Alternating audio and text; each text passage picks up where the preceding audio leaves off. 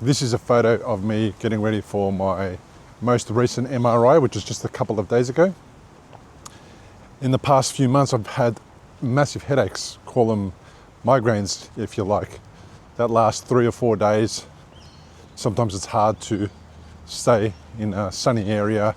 You need to go into a room, put all the blinds down in the middle of the day. And it's been annoying me, and I don't know what's causing it. And I've been in this situation for a little while now. And I know that it can't be the blood vessel in my head, because that blood vessel is no longer there. The brain surgery got that out, so it's not bleeding anymore.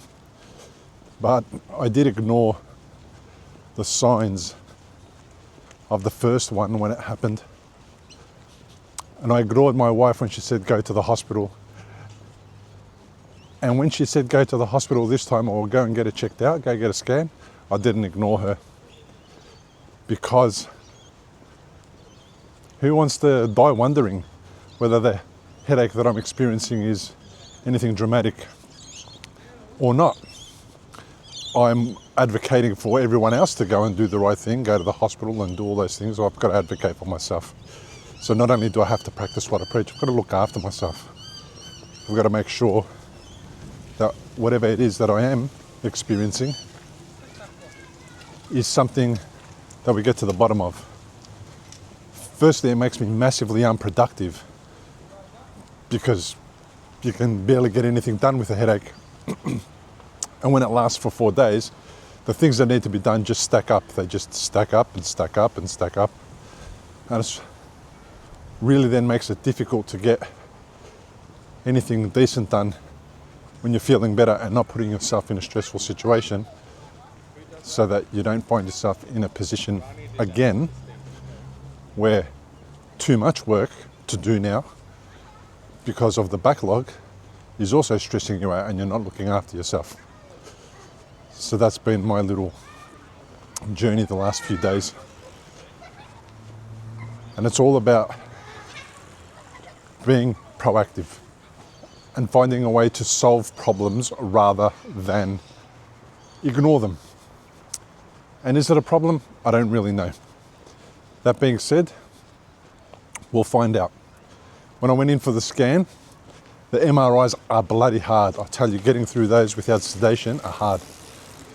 I don't know how many MRIs I've had, and the majority of them I had with sedation because I couldn't deal with being in the tube. I wonder if anyone else has been through that. Have you guys been through that? Do you know what I'm talking about? I'm not claustrophobic under normal circumstances, but put me in a MRI scanner with all of the noises and all the banging and all the stuff that MRI scanners do, and man, it is difficult to stay calm. So I got through it, which is awesome. And the way I got through it was by meditating, by going through a little process that I do, which is 5 seconds of an in-breath all through the nose, and then 5 seconds of an out-breath. And what that does is balance your autonomic nervous system. And that makes it so when I go into the scanner, time goes really quickly. That's what I find when I meditate. I find that time goes really quickly, but also it keeps my heart rate in check and under control. And as my heart rate is in check and under control, then my anxiety, if you like, is not peaking or increasing. And then the claustrophobia doesn't kick in. And then I don't have to worry about freaking out in the middle of a scan, moving and ruining the scan, which will make it go for longer, or having to leave the appointment to go and get another one at another time and drag the whole process out. I know it's so really important to be able to get these scans, and I also know that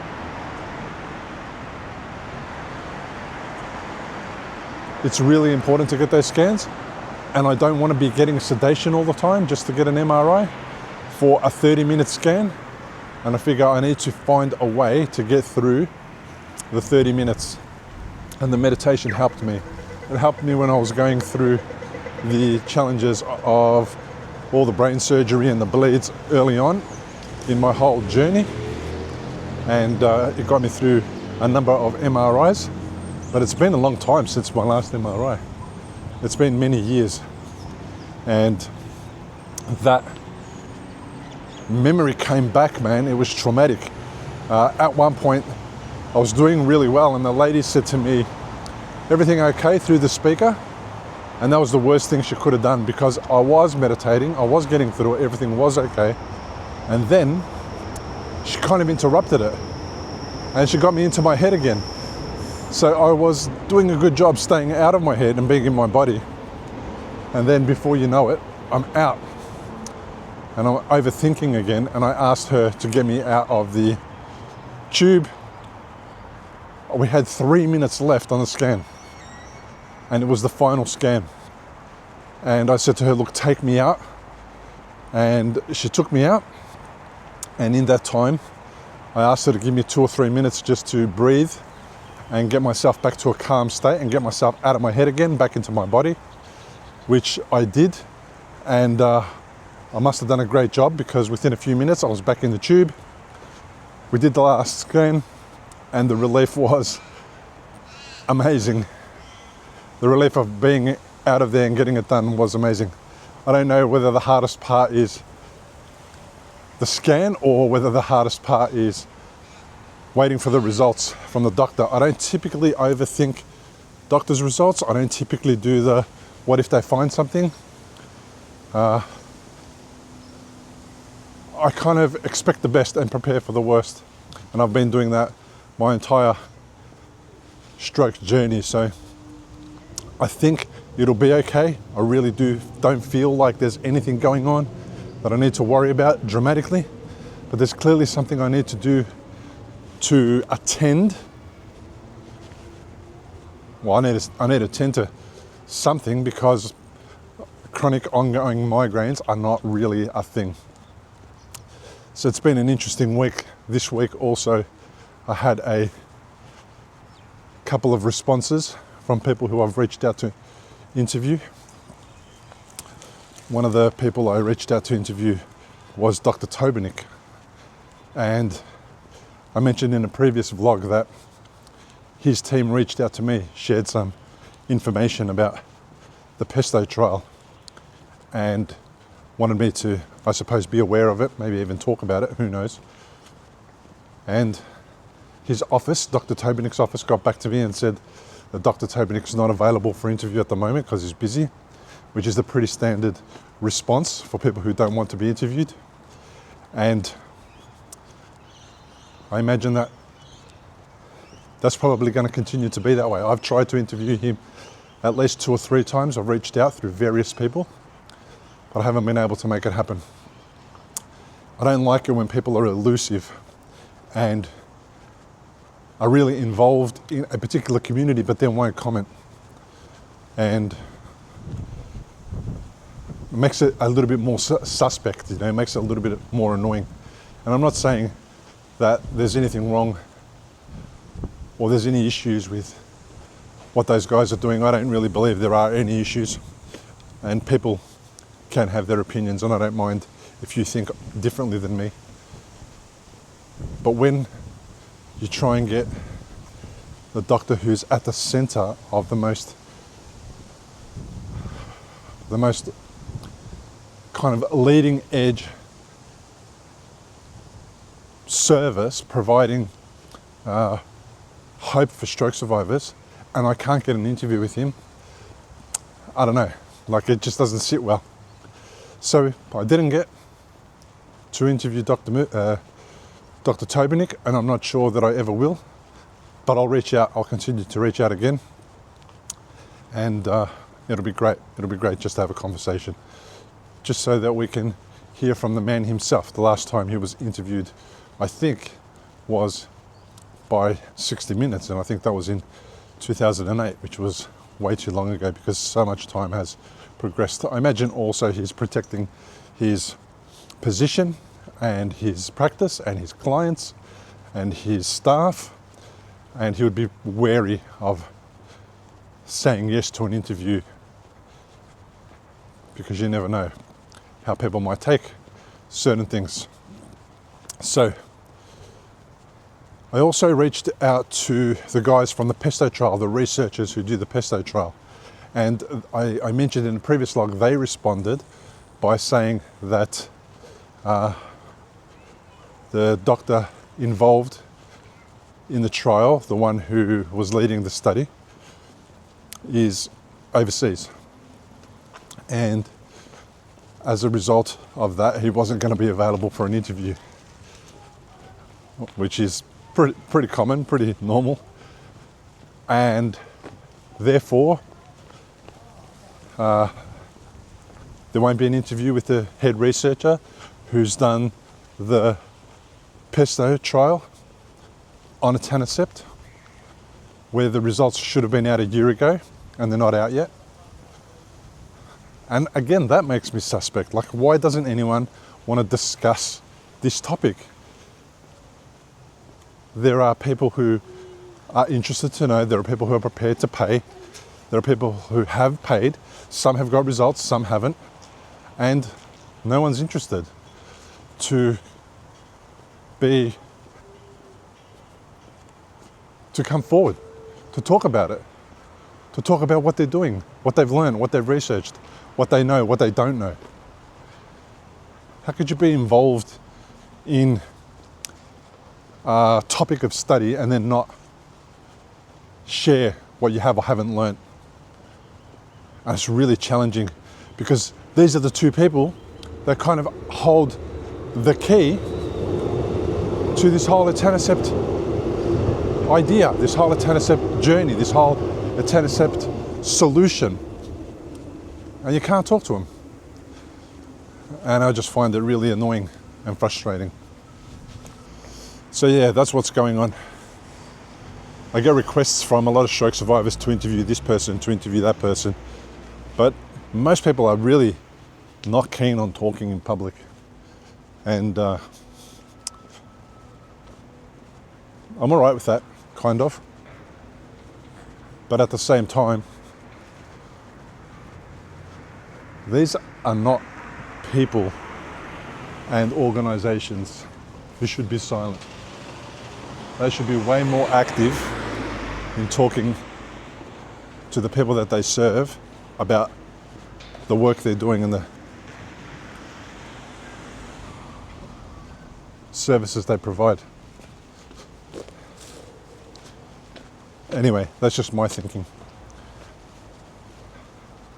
I understand it. To a degree, I understand it.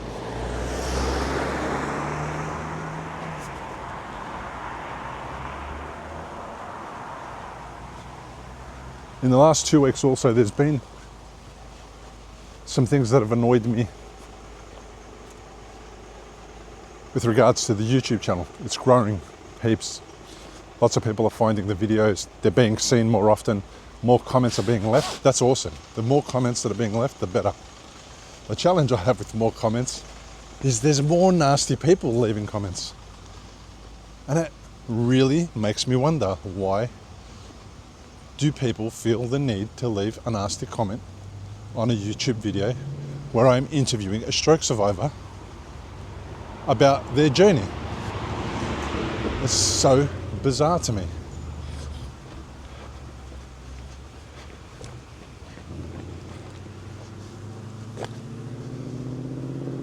And some of the stuff that they say is just super rude. And I really don't know what to say. I try to rebuke them nicely and kind of say, that's not appropriate here, you shouldn't be leaving comments like that here. And sometimes they double down. And then I have to get the last word in. There is no way that somebody's going to leave a negative comment on one of my YouTube videos and I'm not going to be the one who gets the last word in. No way. And it's been just hard to see them. Like, I don't like seeing negative comments about my guests. I don't like seeing negative comments about the journey that they've had, the type of stroke that they've had, the way that they've experienced it, the words that they say to describe it. I laughed in one of the podcast episodes because something that one of my guests said made me laugh. What was it? It was the story about how they ignored their stroke symptoms and did nothing about it. It reminded me of me, and I laughed. It was a nervous laugh. This guy wasn't telling a joke. It didn't smash out the perfect punchline. He just told me his story, and I had a nervous response to it. And that person who responded and left a negative comment said there's nothing funny about stroke, and that I shouldn't be laughing at a stroke survivor. And I want to rebuke that as well, because there is lots of things funny about stroke, and I can laugh with a stroke survivor as long as I'm not laughing at them, which I wasn't doing. And if you can't laugh, you're a goner, and that person clearly couldn't laugh. So I told them about that. I told them that perhaps they should be careful as to how they respond and what they say about stroke, but I suppose about my comments or my laughing. But I suppose that's what they were saying to me as well. They were saying you should be careful about how you treat stroke survivors and your comments. And it's kind of right. Sometimes on the nasty comments that people leave, I say stuff like, how do you know that the way that person told their stroke story, or the way they're going through their own journey and the challenges that they're suffering, how do you know that it's not the stroke talking? And then I think about the person commenting on my YouTube video, leaving a nasty comment, that might be their stroke. It might be their stroke that's causing them to respond that way to me. So it's a bit of a catch-22. I want to rebuke people who deserve it. I don't want to cause arguments and start conversations that are endless without kind of getting to a point or to a level of understanding. But at the same time, I'm conscious of the fact that the people commenting are in a similar situation to the stroke survivor who I'm defending. It might be their stroke experience that's causing them to make a comment like the one that they made. That being said, if I think it's inappropriate, and there's very few times where I think it's inappropriate, I do tell people not to leave nasty comments. I don't delete comments unless the comment is about recommending something that is not scientifically proven to help stroke survivors. Especially when I know there is definite downsides, negative impacts to some of the things that people are suggesting stroke survivors should do. You know, they're far out kind of topics that are not well studied. There is no trials, etc. Often they're some kind of herb or some kind of plant or whatever, and we just can't be posting comments like that. That gives people black and white information about do this and you'll heal your brain after stroke. Because, you know, there's some article somebody wrote a blog post about it or something. So I do try to keep as many comments on the channel as I can. I don't want to censor anybody, but I don't also want information about possible snake oil out there. I don't want people thinking that I'm promoting that kind of stuff. Now, I've had a couple of conversations this week as well. So there's been a bit of consistency in these last few weeks, some things that have been happening that I'm pretty pleased with. So there's been a couple of conversations with potential sponsors, I mentioned in my last vlog, and that is progressing really well. And sponsorship is becoming more and more essential because the costs are escalating. Costs to have a podcast, write a podcast article and read it out, edit the podcast, interview people. The costs are escalating, so sponsorship is really important. And there is a lot of ground being made with one particular potential sponsor, who I complained about a little while ago. But you won't know who they are, because it seems as though I've been able to get them to come to the party and sponsor a podcast episode. And there'll be one in the future, down the track, in a little while from now, quite a while. And it may have been a misunderstanding by me on my part. It may have been me overthinking it and not requesting what I needed out of the particular interaction with that person. So they came to the party, and that's going to make a massive difference to me. And I'm really pleased that I've been able to overcome one of the hurdles with regards to my own idea, my own kind of negative beliefs about how hard it is to get sponsors. Maybe I've been going about it the wrong way. So there's 2 ongoing conversations with sponsors, and there is one sponsorship that has landed that we're just doing the work for, and I'm waiting to receive one of their products. And these products are the perfect kind of products for a stroke survivor. Like, they're the ideal product. They're things that actually help, that make a difference. And that's what I want to bring into the awareness of stroke survivors: solutions, not supposed solutions, or things that don't work, or things that are not useful, not scientifically proven, and offer false hope. I don't want to offer false hope. So I'm picky, I'm cautious, and then I get annoyed when I feel like I haven't been treated appropriately by people who want to be on my platform. If you've written a book and you're a stroke survivor, you qualify, that's it. There's nothing to it. You don't pay, you come on, you promote the book, and that's it. But if you're a corporation, you have to pay. There'll be no more talking about products without getting some kind of remuneration for it. I think that's enough said about that, though. I'm really happy that I'm making progress now with 3 sponsors where I've never been in that position before.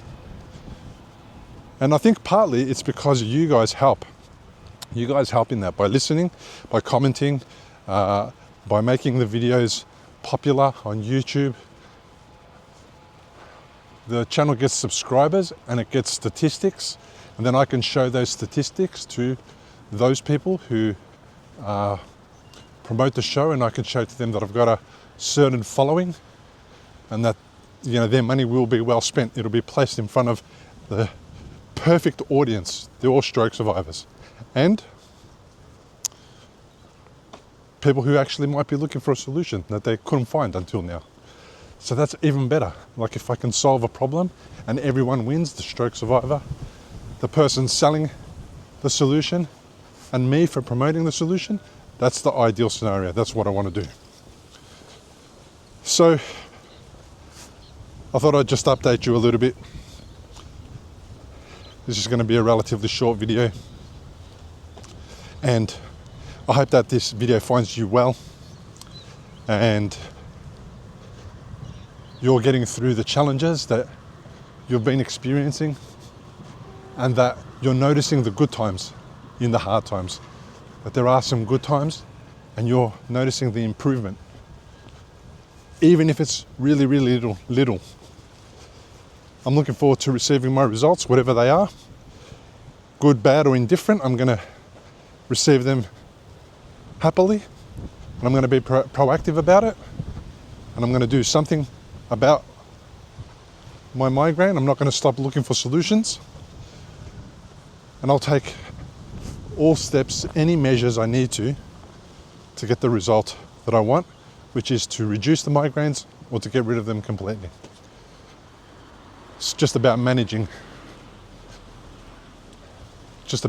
all these things that we experience and go through, because I can't really get rid of too many things. My deficits are always there. I can't get rid of them. I can just manage them.